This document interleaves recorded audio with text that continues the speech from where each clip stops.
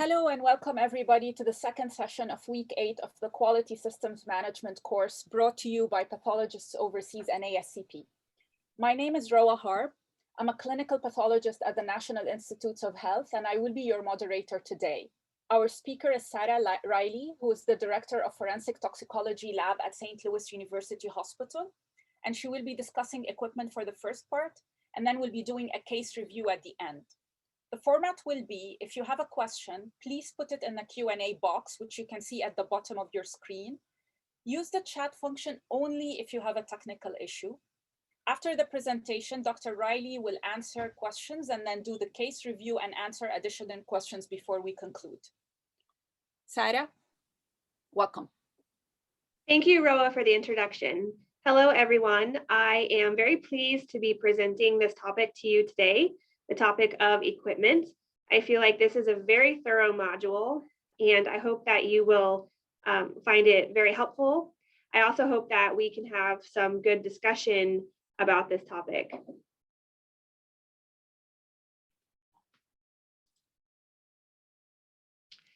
So the objectives for today are to list the factors to consider when you're prior to purchasing equipment for the laboratory, how to manage the selection and acquisition of new equipment.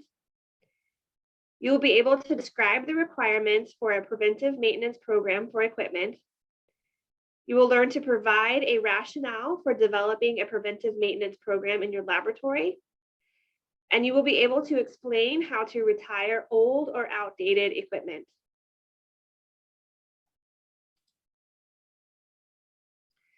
So I want to start off with a scenario, and then we'll pause for a few minutes and just kind of discuss the scenario and what we would do in the situation. So the scenario is a reader fails while performing an ELISA or enzyme immunoassay test. There isn't a documented procedure for troubleshooting. The maintenance log has not been updated for 2 years, and the manufacturer's instructions are missing.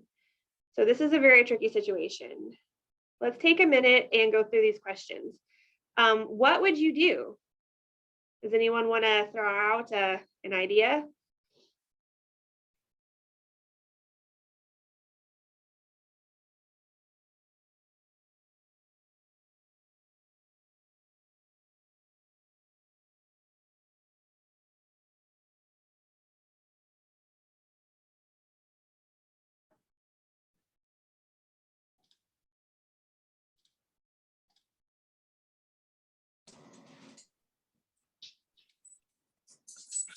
I would recommend going through these on your own, and then Okay, that's fine. Okay. Yeah, maybe for this scenario we can come back to it. We can come back to it at the end too. I don't think I can see answers or questions. So okay, we'll get started talking. Oh, we just got someone just submitted. We have someone suggested researching online manufacturers' instructions if possible. So like looking online. That's definitely a good one. You got to find that manufacturer's instructions somewhere. Okay, so we'll move on and we'll come back to this. Okay, so the quality management, so equipment is part of the equipment management is one of the essential elements in a proper quality management system. So during this course, you've seen this diagram, which shows all of the different components of a good, thorough quality management system, and equipment management is one of those. Sorry, going backwards. The benefits of a good equipment management program are many. So first of all, it helps to maintain a high level of laboratory performance.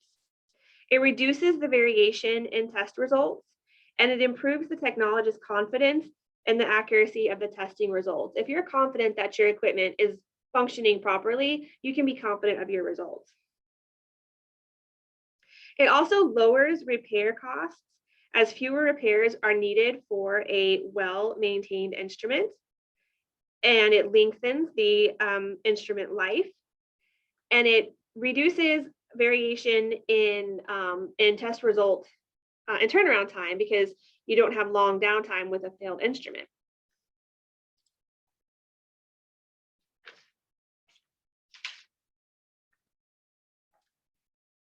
It increases the safety for workers. So having an equipment management plan increases the safety for workers and produces greater customer satisfaction because it provides seamless service to your customers.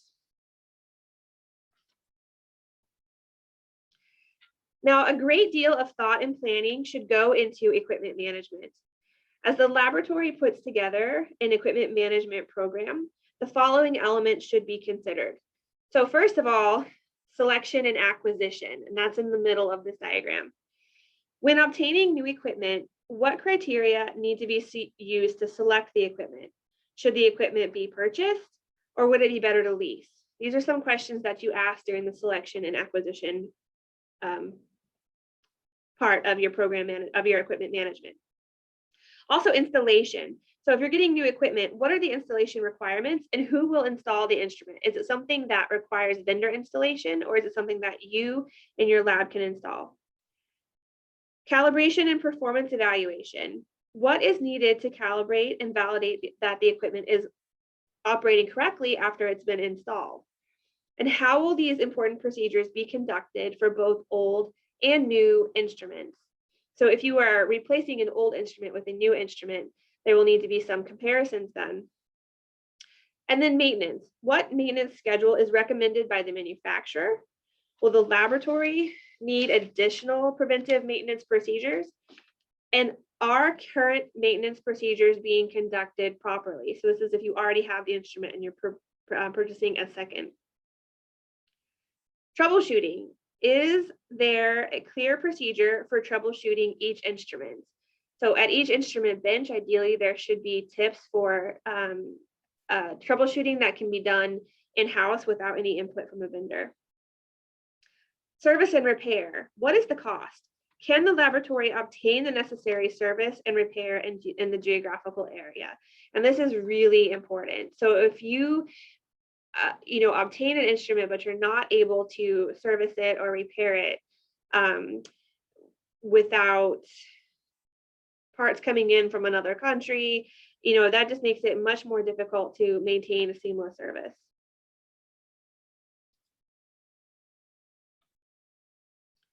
So as far as oversight of the equipment management program, it is the responsibility of the laboratory director to oversee all of the equipment management systems in the laboratory, and to ensure that all persons who will be using the instruments have been appropriately trained and understand how to both properly operate the instrument and to perform all the necessary routine maintenance procedures.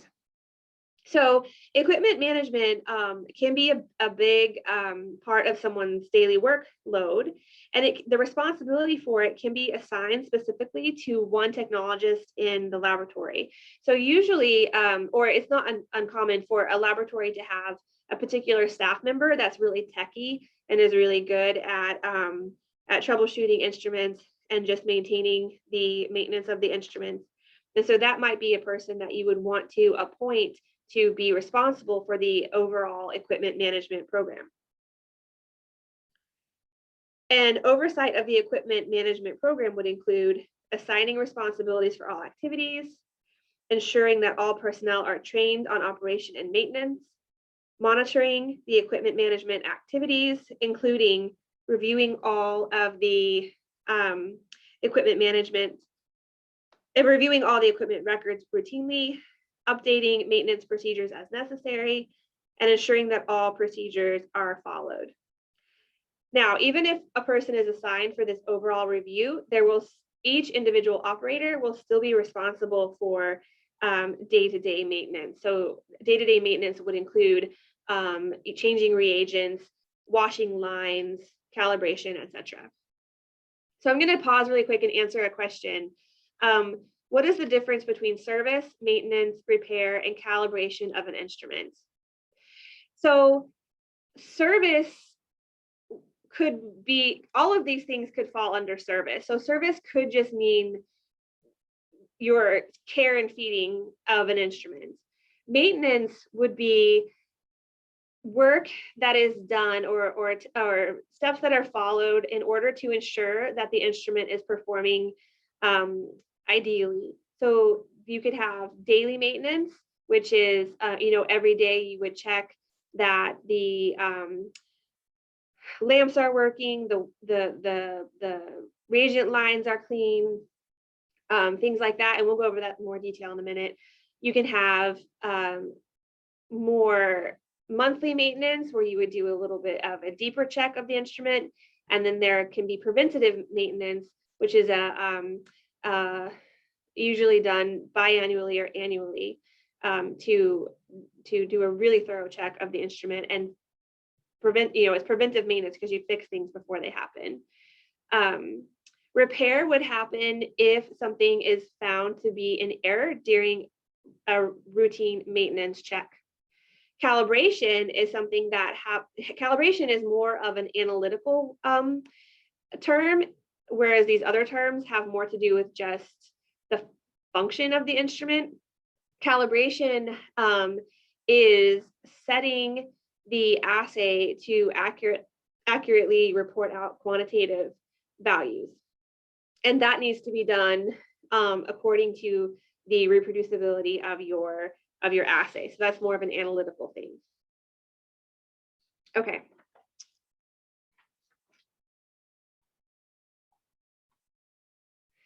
So selecting equipment. Selecting the best instrument for the laboratory is a very important part of equipment management. And some criteria to consider when selecting a laboratory equipment are: why and how will the equipment be used? So the instrument needs to be matched against the service that the laboratory provides. Something that provides, you might only need 5 tests to provide the service to your providers. So do you need an instrument that can do, 37 different tests? What are the performance characteristics of the instrument? Is it sufficiently accurate and reproducible to suit the needs of the testing being done? What are the facility requirements, including the requirements for physical space? Do you literally have enough space in your lab for the instrument? Do you have a big enough, is the footprint small enough to fit in your area? Will the cost of the equipment be within the laboratory budget? Of course, that's important. Will the reagents be readily available? And I would add to that, what kind of storage do the reagents need? And when you consider storage of reagents, you should consider storage on the shelf and then also storage once on the instrument. So in some instances, an assay might have really long shelf life, but then once you put it on the instrument, the reagent is only good for hours to days. So that's something it's important to look at both of those different situations.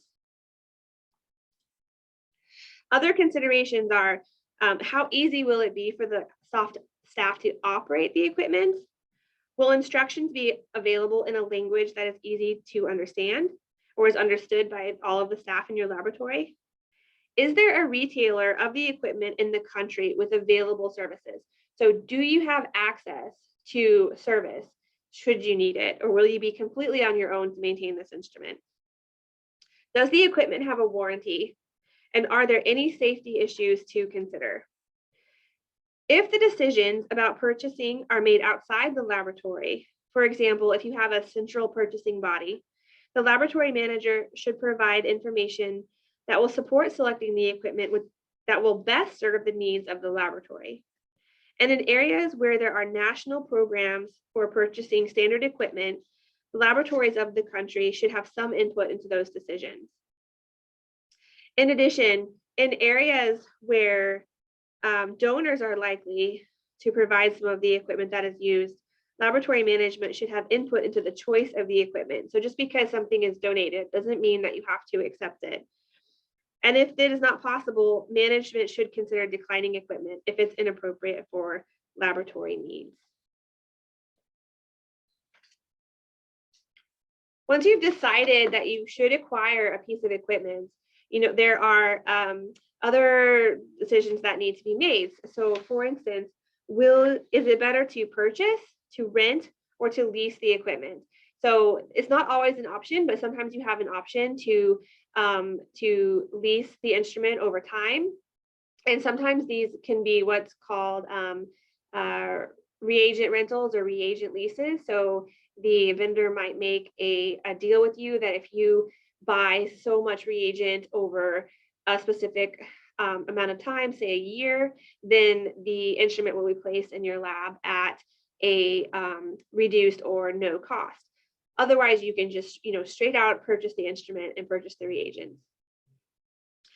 It is good to factor in all of the potential repair costs when you're considering acquiring a new instrument.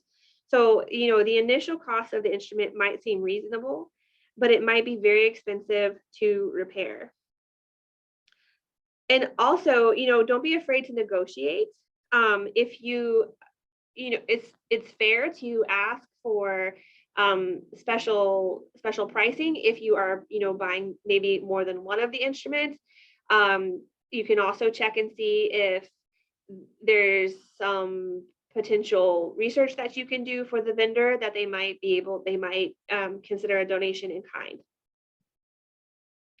And another thing to make sure of is to ask about is whether or not your contract will include maintenance.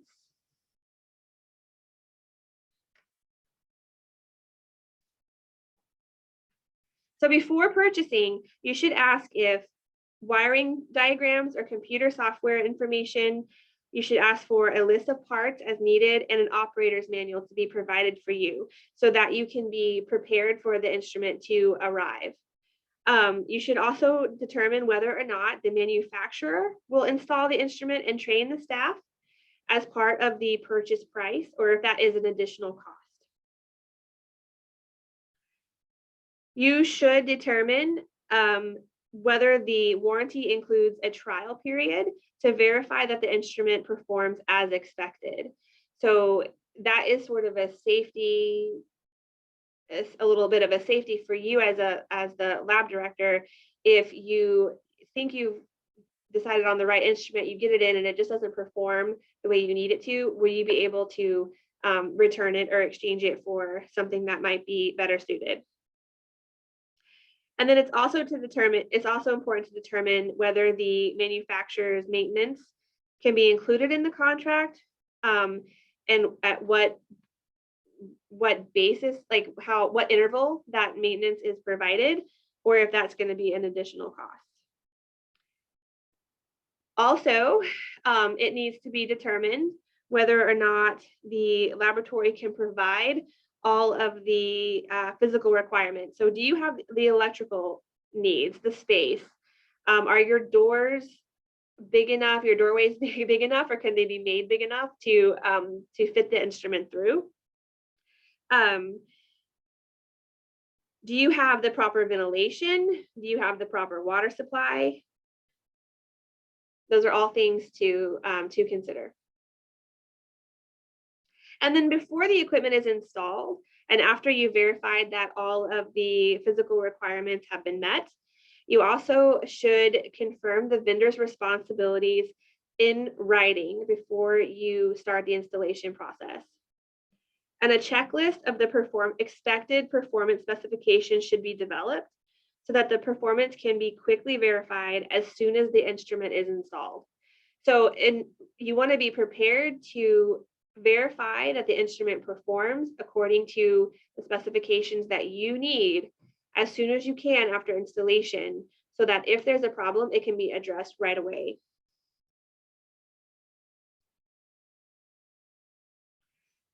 Whenever it's possible, it's always best to have the manufacturer install the laboratory equipment.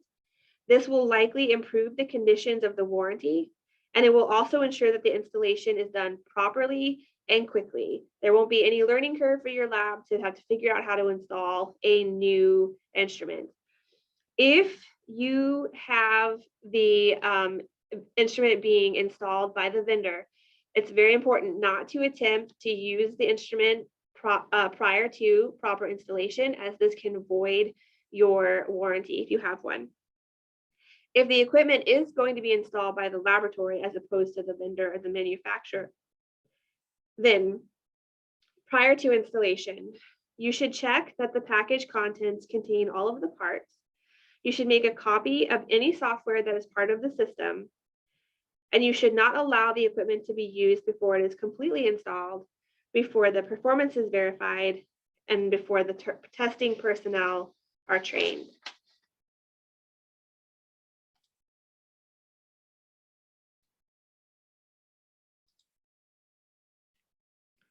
After the equipment has been installed, the following details need to be addressed before putting the equipment into service. You should assign responsibility for performing the maintenance and the operation programs. You should develop a system for recording the use of parts and supplies. And we'll go over this in module 4, it will discuss purchasing and inventory overview. You should also implement a written plan for the calibration, performance verification, and proper operation of the equipment. You should establish a scheduled maintenance program that includes daily, weekly, and monthly maintenance tasks. You should provide training for all operators, and only personnel who have been trained specifically to properly use the equipment should be authorized as operators. It should, and then of course, you should designate those authorized to use the equipment and also when it is to be used. So for equipment calibration, and again, this has to do with the analytical performance of the equipment and not so much just the function of it. But prior to testing patient specimens, it is important to follow the manufacturer's directions carefully when you're performing the initial calibration of the instrument. It's a good idea to calibrate the instrument with each test run when first putting it into service. So in some instances, an assay is stable enough that it only needs to be calibrated once a day or every couple days. But at the beginning, when after you've initially installed an instrument, it's wise to calibrate with every run, and so that you can actually determine in your own lab how stable is that calibration. And it may be advantageous to use calibrators that are provided or purchased from the manufacturer. So just to recap, you calibrate with every run and then use the data from that to determine the frequency of your routine calibration.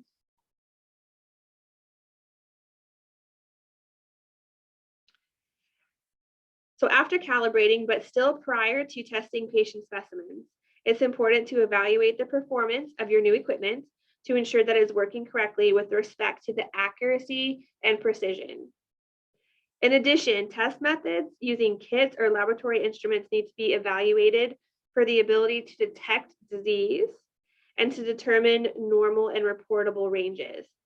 So the statistical tools that help you determine the ability to detect disease are the sensitivity, the specificity, and the positive and negative predictive value. Now, manufacturers provide performance evaluations for their testing methods using their kits or instruments and include this information in the package inserts for the operator's manuals. However, laboratories need to verify the manufacturer's performance claims and demonstrate that they can get the same results using the kits or equipment in their laboratory with their personnel. So it's not enough to say that, oh, we're using this kit and this kit has an accuracy of 99.8 and a sensitivity of 97. You actually need to verify those statistics with the performance of the instrument in your own laboratory. And some of the steps that should be followed to verify performance are, sorry, I didn't need to go up yet. Okay, are to testing the samples with known values and comparing the results to the expected or certified value. Also, if the equipment is temperature controlled, you should work to establish stability and uniformity of temperature. If equipment and or associated techniques are new, then the validation processes are very important. This can be carried out by running samples in parallel on both previous and new equipment or methods for a period of time to determine that the expected values can be obtained. The validation procedure should be completely recorded and reviewed by a director before the instrument is put into use for patient specimens. In order to verify that the equipment is working according to the manufacturer's specifications, it is necessary to monitor instrument parameters by performing periodic function tests. So this should be done before using the instrument initially, and then with the frequency recommended by the manufacturer. These function checks should also be done following any instrument repairs. So some examples of function checks are daily monitoring of the temperatures and checking the accuracy of the wavelength calibration. So if the instrument has an incubator, you can monitor the temperature of the incubator on a regular basis. You can record your wavelength calibration on a daily basis. And if there's an autoclave, you can check that too. So preventative maintenance includes measures such as systemic and routine cleaning, adjustment, and replacement of equipment parts at scheduled intervals. Manufacturers generally recommend a set of equipment maintenance tasks that should be performed at regular intervals, daily, weekly, monthly, or yearly. Following these recommendations will ensure that the equipment performs at maximum efficiency and will increase the lifespan of your equipment. So this is, it's tedious, it's not always fun, but it is extremely important to how your lab runs. And preventative maintenance will help prevent inaccurate test results due to equipment failure, delays in reporting results. It'll increase your productivity, and it can help you avoid large repair costs.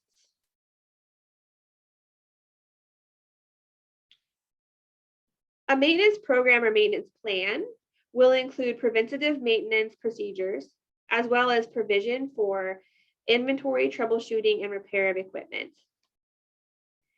When implementing a equipment management or maintenance program, some of the initial steps will include assigning responsibility to provide oversight for the plan, develop written policies and procedures for maintaining equipment, including routine maintenance plans for each piece of equipment. The plan should specify the frequency with which all maintenance tasks should be performed. You should develop the format for records, create logs and forms, and establish processes to maintain your records. The staff should be trained on the use and maintenance of the equipment, and all staff should fully understand their specific responsibilities. It's also recommended that a label or a sticker be attached to the instrument that indicates when the next maintenance or service should be performed. If you put it directly on the instrument, it's right there, it's right in your line of sight. You're not likely to overlook when you need to have maintenance done.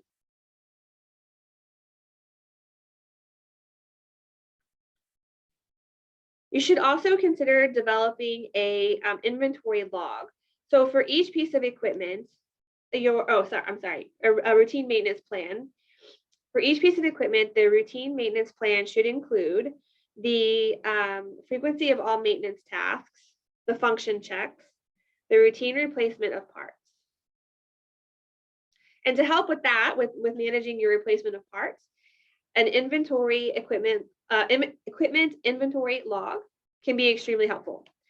So a laboratory should keep an inventory log of all equipment in the laboratory, and it should be updated with information on new equipment as it is added, and also include documentation of when old equipment is retired.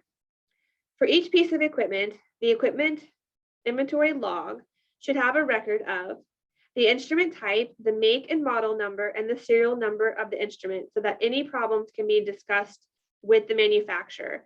If you have experience with this or not yet, whenever you call the manufacturer for to troubleshoot your instrument, they're always going to ask for this information right up front. So having it in your log is very helpful. It should also include the date the equipment was purchased, whether it was purchased new, used, or reconditioned, the manufacturer or vendor contact information, the presence or absence of documentation, spare parts, and maintenance contracts, specific inventory number indicating the year of the acquisition,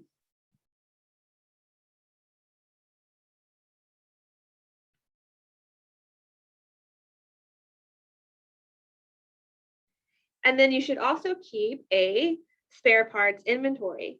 So in order to ensure that the laboratory does not run out of spare parts, an inventory record can help. And having one of these for each piece of equipment is extremely helpful.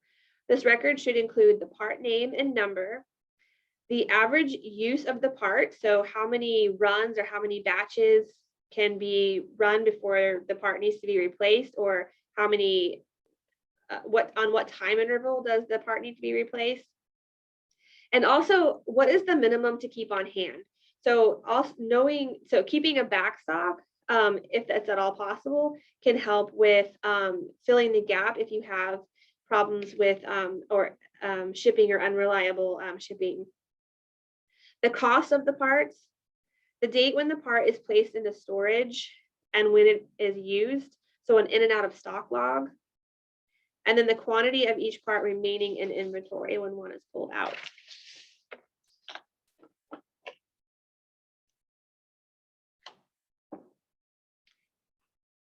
Okay, so you've done all of this, you've properly installed your instrument, you're performing your maintenance as best you can, but sometimes things still go wrong.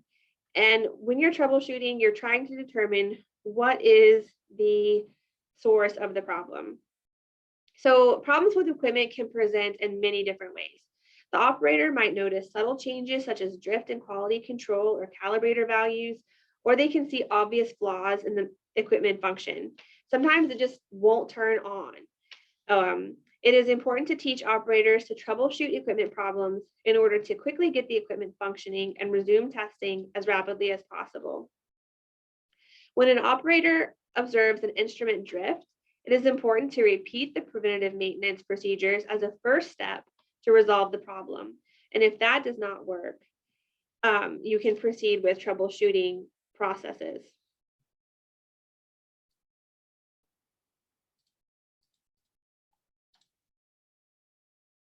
Manufacturers will frequently provide a flow chart that can help determine the source of problems. Some of the problems to consider are listed below. So is the problem related to a poor sample? Has the sample been collected and stored properly? Are factors such as turbidity or coagulation affecting instrument performance? Do you have a sample that's really clotted and the instrument just can't process it through its fluids? Or is there a problem with the reagents? Have they been stored properly? Are they still in date? Have new lot numbers been introduced without updating instrument calibration? Or is there a problem with the water or electricity supply? And finally, is there a problem with the actual instrument itself? So making one change at a time based on symptoms will help you kind of work through an elimination of what is going on. If the equipment is the problem, then you should review the manufacturer's instructions to verify that all procedures have been followed correctly.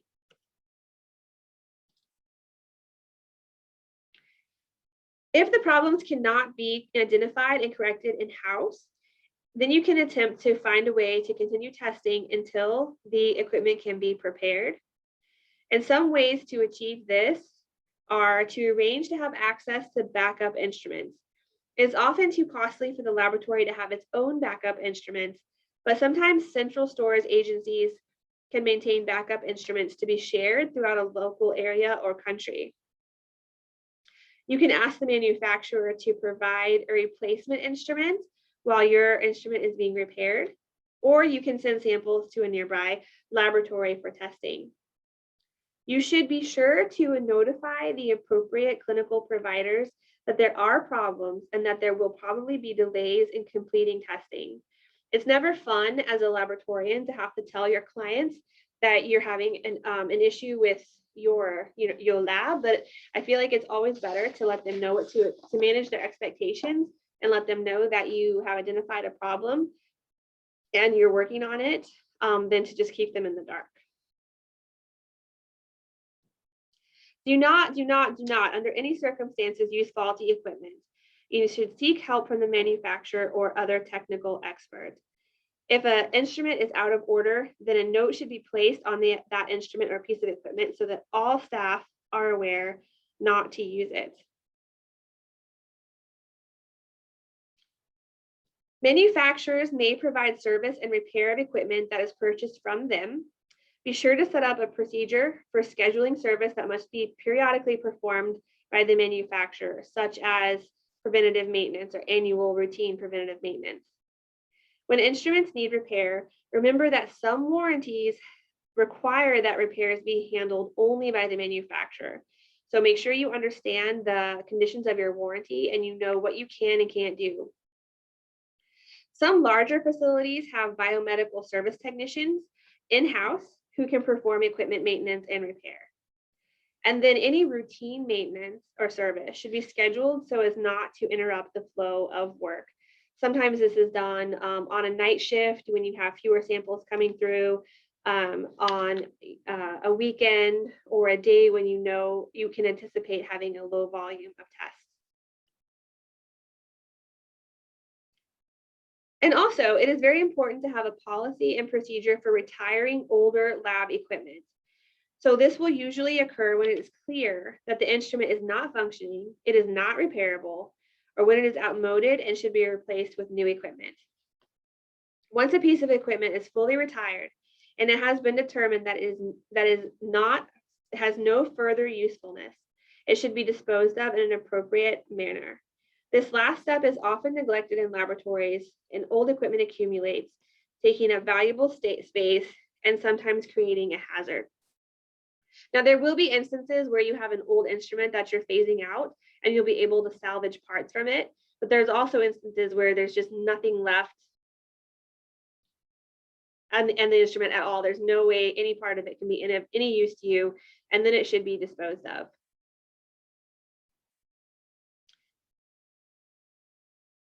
And also, when you're disposing of an instrument, you should consider any potential biohazards and follow all the safety disposal procedures. I think this figure right here is telling you not to throw an old refrigerator into the ocean.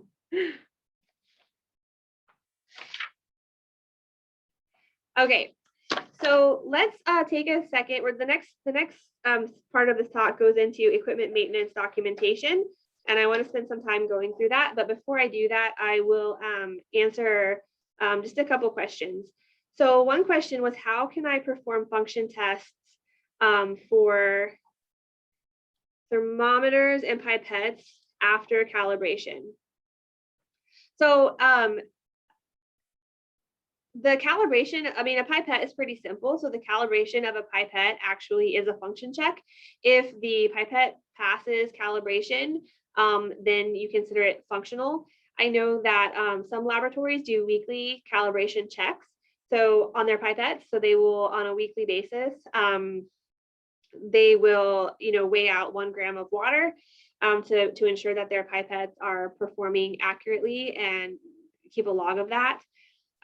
For thermometers, it is important to, do daily checks on them and just to make sure that, so thermometers should be calibrated to a standard thermometer, like a NIST thermometer.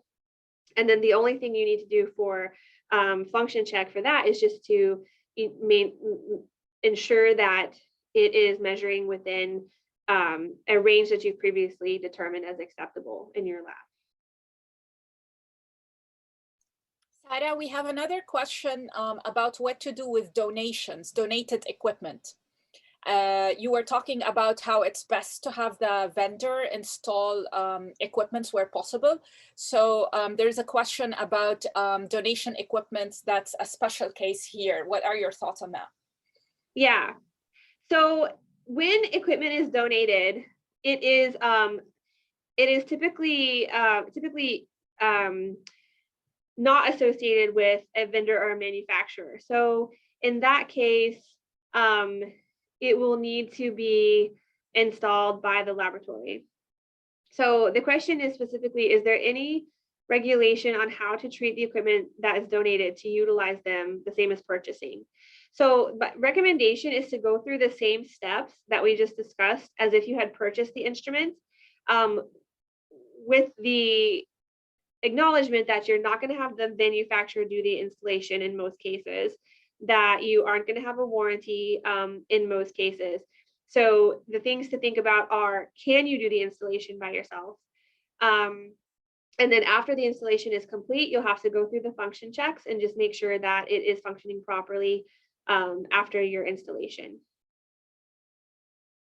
And please let me know if that didn't answer the question. You can add another question on. I'm happy to try again. Okay, so let's talk about documents. So equipment documents and records are a really essential part of the quality system. And the policies and procedures for maintenance should be defined in the appropriate documents, and keeping good equipment records will allow for more thorough evaluation of any problems that arise. Each major piece of equipment will have its own equipment maintenance document, and smaller commonly used equipment such as centrifuges and pipettes, we just talked about pipettes, may be managed with an equipment maintenance document or a manual that deals with all such equipment in the laboratory. An equipment maintenance document should include a step-by-step instructions for routine maintenance, including the frequency of performance and how to keep a record of the performance, instructions for carrying out function checks, frequency of performance and how to record the results, directions for calibrating the instrument, a guide for troubleshooting, any required manufacturer service and repair, and a list of specific items that are needed for use in maintenance, such as spare parts. For major equipment, the document should include identification of the specific instruments and perhaps information on its performance.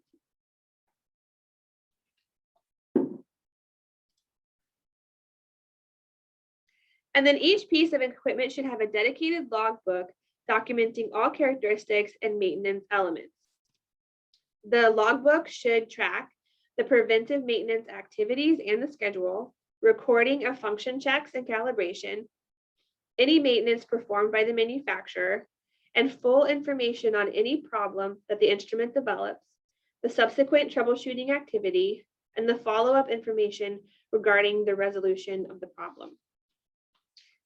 In recording problems, it's important to record the date the problem occurred and whether or not the equipment was removed from service, the reason for the breakdown or failure, corrective action taken, including a note about any service that was provided by the manufacturer, the date the instrument was returned to use, and any changes to procedure for maintenance or function checks as a result of the problem. And you can really use these logs as learning tools for your laboratory, so that if you keep a very detailed record of maintenance and corrective action, then if it happens again, you have that record to go back to, and you can say, oh yeah, this is how we did it, and it'll decrease the amount of time that you're down if it happens again. So some of the tools that are helpful for keeping records on equipment management are charts, logs, checklists, graphs, and service reports. And the log should be kept available for review during the entire life of the instrument. So the next couple of slides have some examples of logbooks. So if we look at this one here, it has the laboratory, the name, the logbook for the instrument, how it was established. And then it starts off with all of your equipment identification. So the equipment type, whether it has a trademark, a serial number, a register number, the date it was reused, if it's resold, who is the reseller, and the buying type. It also allows for a brief summary of the equipment performance and specific items that need to be used when using the instrument. So whether or not there are spare parts available, etc. It also lists the preventive maintenance activities and indicates which ones are done by the end user and which ones are done by the manufacturer. So whether there's daily maintenance, weekly maintenance, monthly maintenance, etc., those should all be listed here. So these first pages that we're looking for here, this like is sort of a I don't know if you like a title page, sort of like this is just your basic information on the instrument identification, performance specifications, whether or not you have spare parts available, and then what your frequency of preventive maintenance needs to be. And then after that, you can have these logbook sheets where you have your opportunity to fill in information on when a function check fails or when you provided more details on the maintenance that you provide, including the date of the maintenance and then the operator performing the maintenance and whatever interventions and corrective actions occurred during the troubleshooting and maintenance. So to summarize, all laboratories should have a well-organized equipment management program. The program should address equipment selection, preventative maintenance, and procedures for troubleshooting and repair. It is essential that good documents and records be maintained. These will include a complete and accurate inventory of all laboratory equipment, documents provided by the manufacturer on operation, maintenance, and troubleshooting, and records of all preventative maintenance and repair activities. A good equipment maintenance program results in high-level performance and greater confidence in the reliability of your results. A significant benefit to laboratory will be fewer interruptions in test performance, lower repair costs, and the elimination of premature replacement of equipment. It also having well-maintained equipment also increases the safety for the laboratory workers. And a major part of equipment maintenance is preventive maintenance. So just taking care of your instrument before an issue arises.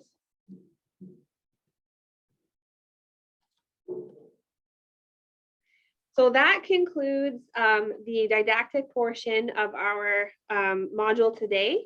We can have some questions now. We still have a question going back to the donated equipment. The participant says that we are in a problem that equipment are not used because no one knows about the installation. There's no communication with the manufacturer about the reagents and spares and so on. That is why they're asking, should there be a regulation if the equipment is donated? Criteria. If the equipment is donated, criteria should fulfill like installation, maintenance, spare parts, and reagents. So, you know, I think that this is a scenario that is encountered frequently where an equipment is donated, the lab just accepts it, but there's no access to a manufacturer, there's no access to reagents, there's no accompanying manual. And I really think the laboratory should be proactive about accepting donations or not, because you can end up with a situation where you have a piece of equipment and there's absolutely nothing you can do with it. And it's just taking up space in your lab and making you feel guilty because it's sitting there and you're not using it. But with that said, the same requirements are needed for installation, maintenance, spare parts, and reagents and such, like things like that. So if you can answer all those questions, fulfill all those requirements for your donated equipment, then of course you can use it. But there are instances where you're just not going to be able to do that. There's another question. Can you share in-house protocol for conducting in-house calibration, since calibration by external agency is costly? So I think in-house calibration can be done on a daily basis using calibrators that are offered by the manufacturer, or you can make calibrators in-house. And this daily calibration or routine calibration should be able to be accomplished in-house. I think in my experience, when your manufacturer needs to come in and calibrate the instrument, that has more to do with something like a lamp that needs to be calibrated, or a coaximeter that needs to be calibrated, or maybe a mass spectrometer that needs to be calibrated, like a component of the actual instrument itself, and not a component of the analytical assay. And without doing 100% replacement of the part, I'm not sure you can do that in-house. I think you would need to discuss that with the manufacturer.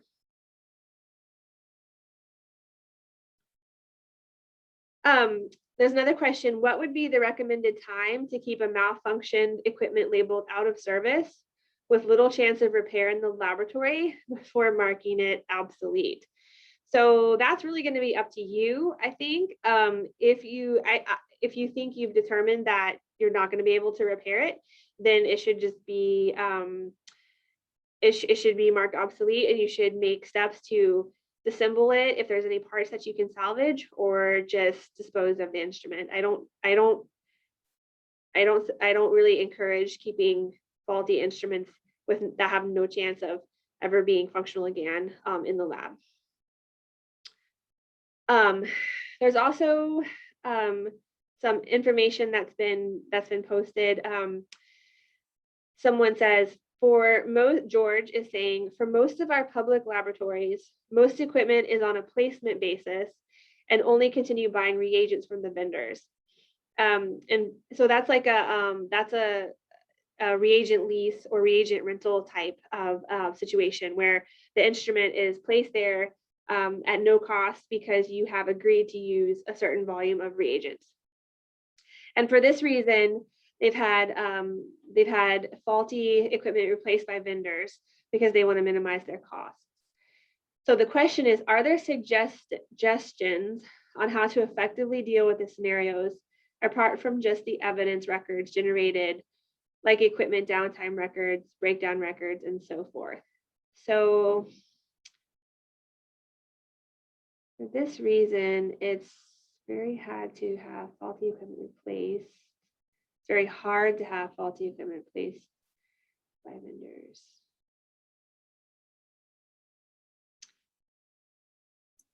So I think, Sarah, I was thinking. Yeah, go ahead, Roa. Yeah, I was thinking that perhaps at the very beginning of the reagent rental agreement, there could be also negotiations for service. That sounds to me as if this is a placement, but there was no negotiations on maintenance as part of the package as well. What are your thoughts? Because the question seems to say that because it's on a placement basis, the vendors are reluctant to service these equipment. Yeah, I get it. Yeah. I think that's true. I think addressing this at the beginning and getting that into your contract with buying the reagents, that you work out a service plan.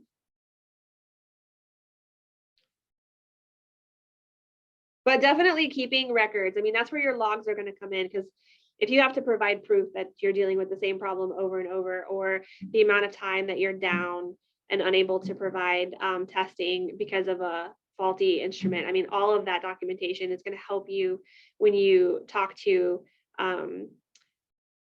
whoever you need to talk to, whether it's within your own lab or if it's someone higher up in the country, if it's a national purchase. You know, you can provide that, you have that documentation to provide that feedback. So it doesn't seem like we have any more questions. Sarah, did you want to take a break? Oh, we have one. Do we have time for one question, or do you want to take that after the case review? We have it. We have time. Okay, put it answering live. Okay. So there's a question: when calibrating a temperature-controlled instrument like a hot plate, Does the temperature range used cover the temperature at which the equipment is used? I'm not sure I understand the question. Let's see, does the temperature range used cover the temperature at which the equipment is used? So in my experience, when I'm using a hot plate, we have a number of hot plates in my lab, and we don't necessarily calibrate them, but we want to ensure that they are providing the required amount of heat for our assay. So for example, if we need to heat something at 50 degrees for an hour, I want to be assured that my hot plate is providing 50 degrees. So does the temperature range used cover the temperature at which the equipment is used? So what I would do is I monitor every day. You know, we use a certified thermometer, a calibrated thermometer, to check the temperature of the hot plate and just ensure that it's at 50 degrees, or if we have a range of acceptability, like if it's can be off by 2 or 3 degrees, plus or minus, then we just ensure that it's within that range. And if it isn't, then we consider it to be faulty and non-functioning. Hopefully I've answered that question appropriately. Please let me know if you have additional questions. Oh, here we go. Should the temperature range used during no, sorry, I already got that. Okay. Yeah, someone comments that placement scenarios can be exploitive, and some reagents may be cheaper from other vendors, but the user cannot buy. Yeah, we'll talk about that in the case a little bit.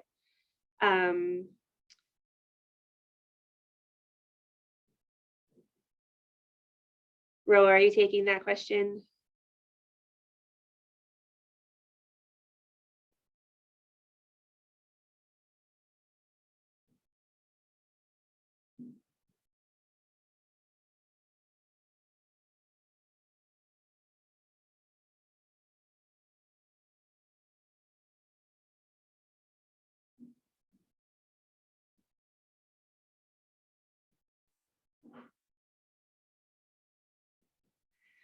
Okay, so the question about temperature has been clarified a little bit. Should the temperature range used during calibration cover the temp range that the equipment is used at? Absolutely, yes, definitely. When you are calibrating your instrument, you want it working in the environment that it's going to be working when you're doing your patient specimens. So the temperature, humidity, everything like that should be controlled.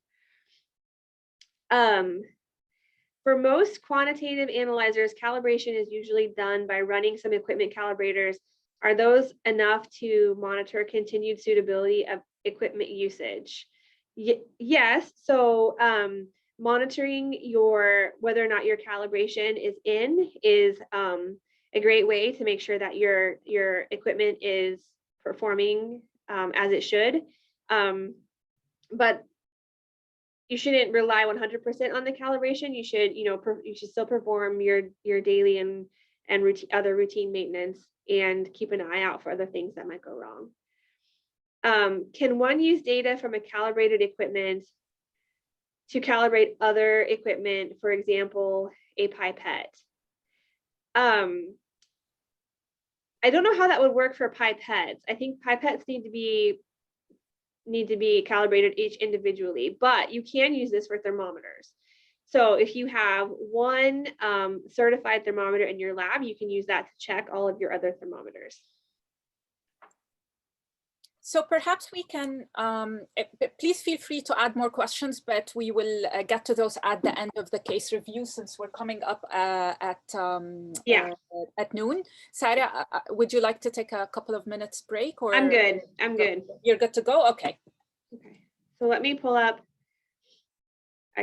the cases. Okay. Roa, can you see it? Yes. Yes, we can. Okay. So hopefully everyone's had a chance to look at these equipment cases. So the first one, there's just two, but I think we can have a lot of discussion. So the first one is, do we accept this donation? So in this scenario, Your lab has been offered an Acme chemistry analyzer at no charge. The purchase price of this instrument is $125,000 US. So it sounds like a great deal. However, it will cost you $2,500 US for shipping and installation. So you will have to pay for the shipping and installation. You will also be responsible for purchasing the reagents. This instrument requires electricity and a water source that is plumbed directly to the instrument. So not a separate tank that can be filled as necessary, but like an actual water line to the instrument. The reagents are specific to the instrument and not open source. So that means that you have to use a specific provider of reagents. You're not able to use reagents from other vendors. For one of the analytes, amylase, the reagents must be kept frozen and it only has a 1-week lifetime on the instrument. So amylase is ordered by a special clinic in your hospital about 4 times a month. Another reagent includes an enzyme derived from a North American alligators and requires extra permission and time in custody to get to the lab. And this is, I didn't make this up. This is based on an actual scenario I had working in the Dominican Republic and trying to get a hematology analyzer reagent in. It has this alligator derived enzyme and it was not fun to get it through customs. Alternatively, there is an instrument capable of the same analysis as the Acme chemistry analyzer available for purchase in country. The cost is $95,000 US. The instrument does require electricity and water, but it has a water tank that is kept filled instead of requiring direct plumbing. It is also an open source instrument, so that means it can use reagents from multiple vendors. And there are 2 different sources of the reagents in country, so 2 different manufacturers providing reagents that can be used on this instrument. The reagents must be stored at room temperature or refrigerated with a shelf life of 1 year. The lifetime of all the reagents on the instrument is 1 month. So what are some of the factors that need to be considered before accepting the donation? Does anyone have any suggestions of things that you should consider in this scenario?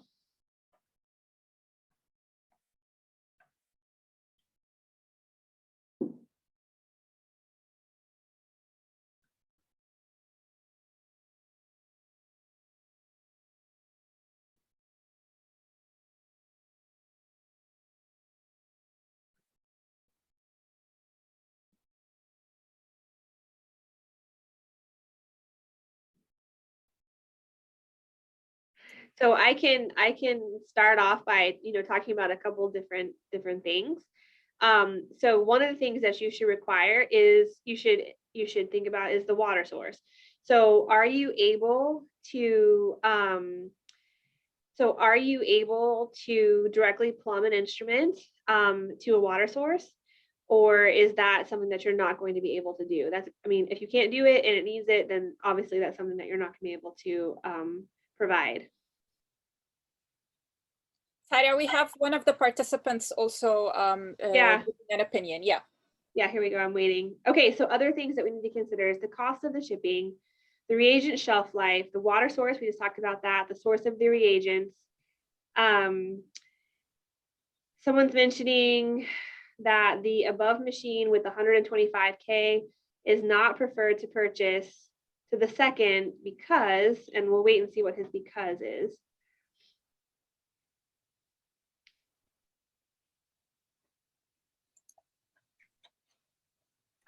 Someone's posted in the chat box availability of reagents and convenient reagent storage. So I think that having reagents available in country, and not only available in country, but also having 2 different sources available is a definite bonus and should be weighed in when you're trying to decide whether you're going to accept a donation or spend your actual money. Yes. And so we did get some, the equipment being, the purchase of the equipment is better because of reagent shelf life, the water source, openness of the machine to use different types of reagents.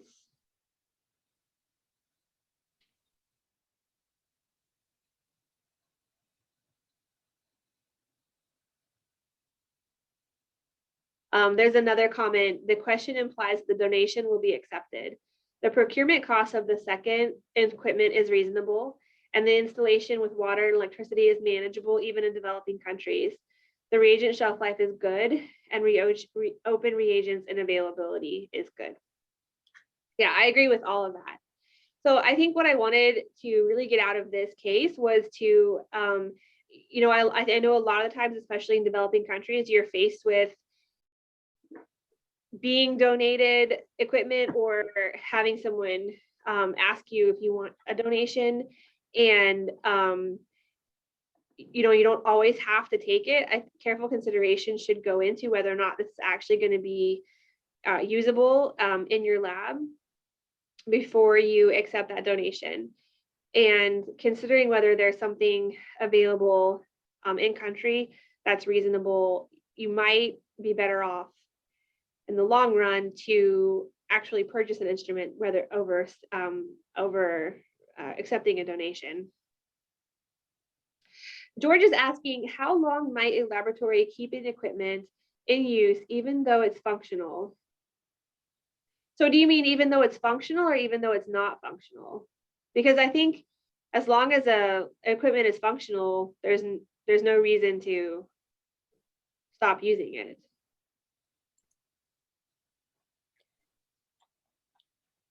Perhaps George is asking how long to keep an equipment that's functional in the lab if there is no expiry date that's put by the manufacturer. Yeah, so I would leave it if I can demonstrate that it is functioning. I would just keep using it. Roa, what would you do? I would too. Again,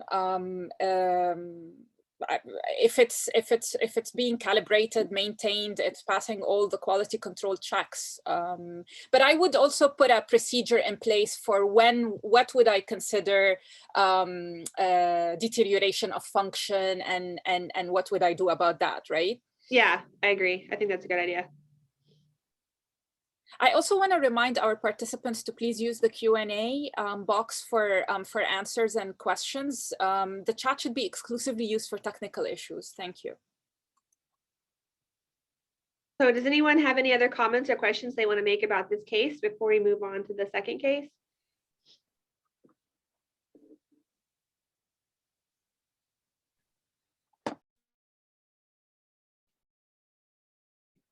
I probably made this one easy, but I really learned my lesson on this one when I was helping a lab, like I said, in the Dominican Republic. We accepted a donation of a hematology analyzer, and we ended up not being able to use it just because of the getting this alligator reagent, and I had no idea that it used an enzyme from alligators. That really taught me to do very thorough investigation before I accepted something. Okay, so we'll move into case 2. So this one is a little bit different. This is, you need to decide whether or not to purchase an instrument to bring a test in-house. So your hospital has a special clinic for pancreatic disorders, and this clinic orders amylase 1 to 4 times a month. So it's very low volume. You are considering acquiring an instrument that can run an amylase test along with other clinical chemistry tests that your hospital needs. The other tests are ordered 150 to 200 times a month. So the amylase would be the only low volume test. Your facility is capable of supporting the instrument, and there are reagents available in country, excuse me. However, the assays need to be calibrated once a week, and the amylase reagent only lasts 1 week on the instrument. The cost is $300 for 5 milliliters, and 1.5 milliliters is required for calibration. So it would cost you $100 a week just to keep the assay calibrated.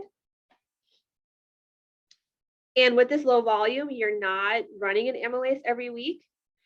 So you would have to charge over $100 per amylase test just to cover the cost of the calibration, not including, paying your technicians, running your QCs, anything like that.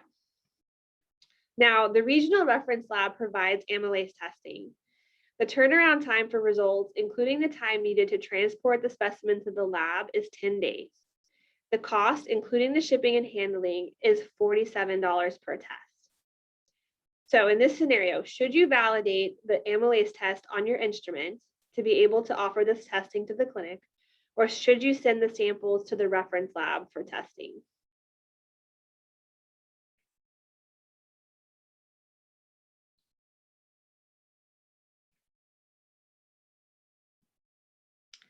So we have a participant saying they would send the samples to the reference lab. What are some things that you would have to consider when making that decision, but like besides the cost?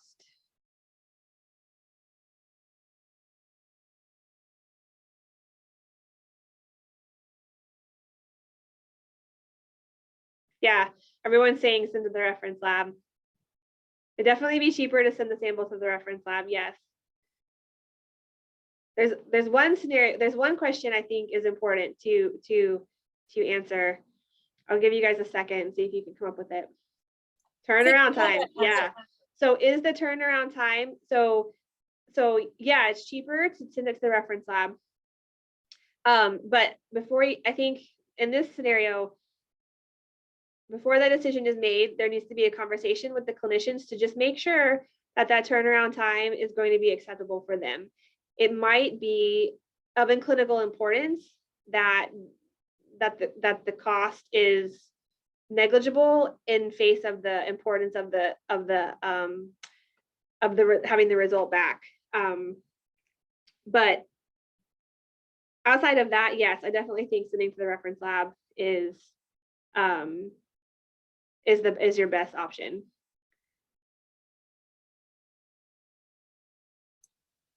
We have also concern about the amylase test ending up being discontinued if this expense persists, which is plausible scenario, and then that means that people aren't even sending it out, right? And so the clinical cost of that could be higher if you offer it in-house and it's very expensive. Yes, I agree with that.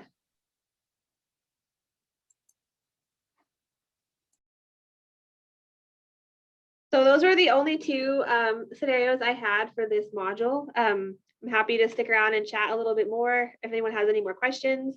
Or we can just end here. So happy to do anything.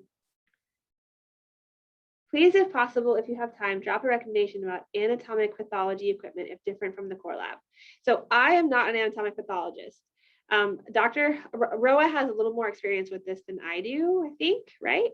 I'm not an anatomic pathologist either. I'm a clinical pathologist. But I would imagine that in general, the same principles apply as far as maintenance, servicing. Yeah, I agree. I think across the board, no matter if it's anatomic or clinical pathology, there's the same basic questions need to be answered. You know, is your facility able to support the piece of equipment? Do you have the room for it? Can you maintain the environment as far as temperature and humidity? Do you have the proper electricity? Do you have the proper water source? All of those need to be considered for either AP or CP. And then also, you know, installation. Can the installation be done by your lab? Does the installation need to be done by a manufacturer? Your warranties, whether or not a warranty is available. What are the different components of the warranty? Those are things that are going to need to be considered whether you're purchasing AP equipment or CP equipment. The calibration is going to be a little bit different. And the your performance verifications are going to be a little bit different, but as far as the big idea of purchasing, that's going to be the same for AP and CP. There's another question which I understand to be, can the lab actually send out their samples to a different lab for AP purposes? And I don't see why not, because that is commonly done, and it's also commonly done for CP. So unless there's further clarifications that need to be made here, I would imagine that the answer is that that's acceptable. Yeah, I agree with that too.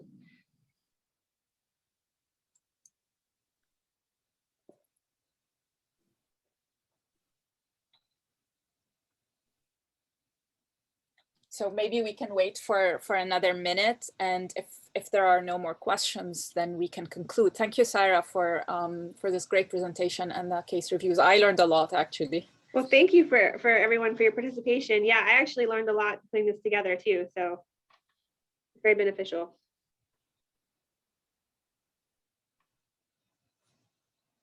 Oh. Any leads to cheaper source for AP equipment? I don't really know. Roa, do you know? No, I'm not familiar with AP equipment. I don't know. I'm sorry. I don't know who the major vendors are or anything.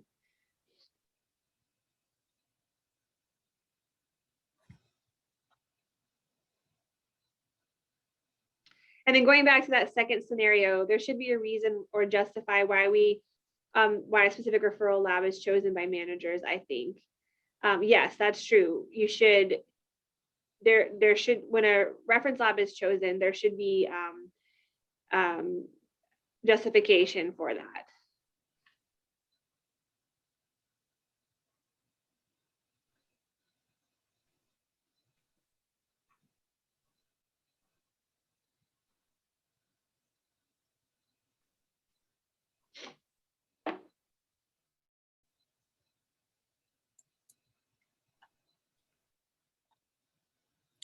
Should we conclude?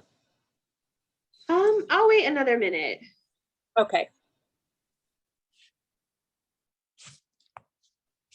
Right, and as a reminder for everyone, our next session is going to be on Tuesday, May 11th on purchasing and inventory.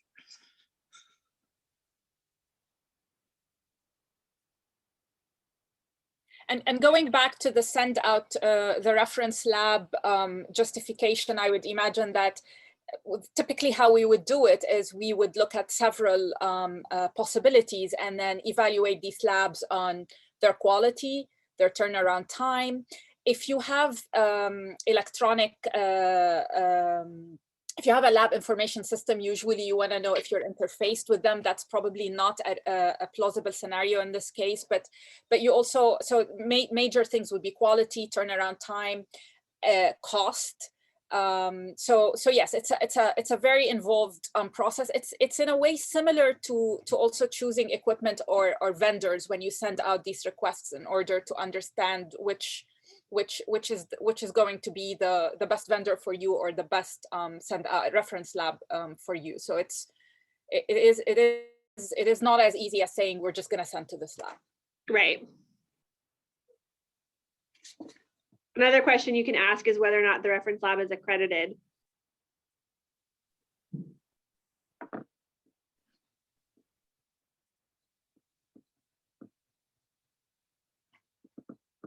Okay, well, Roa, I think that we can conclude.